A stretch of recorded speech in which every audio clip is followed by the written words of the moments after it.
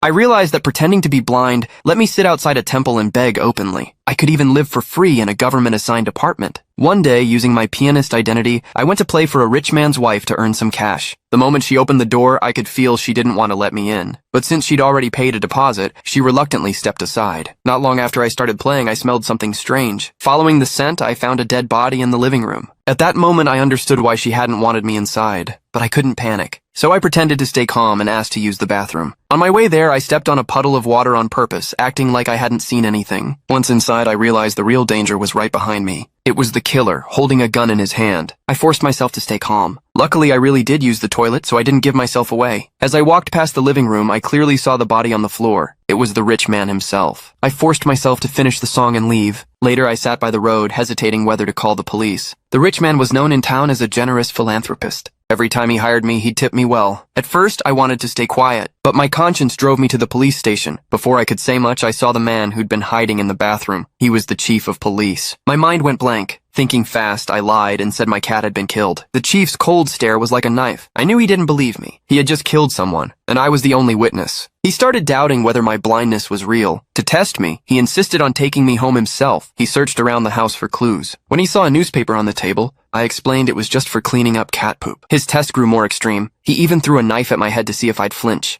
I didn't react, so he didn't arrest me on the spot. The next day, the rich man's body was found by the river. His wife was devastated. In the interview, she said her husband had gone out with $10 million for a business deal, and the next day, he was dead. The chief quickly pinned the crime on a young man. I was called in to give another statement. Listening to their made-up report, my palms started sweating.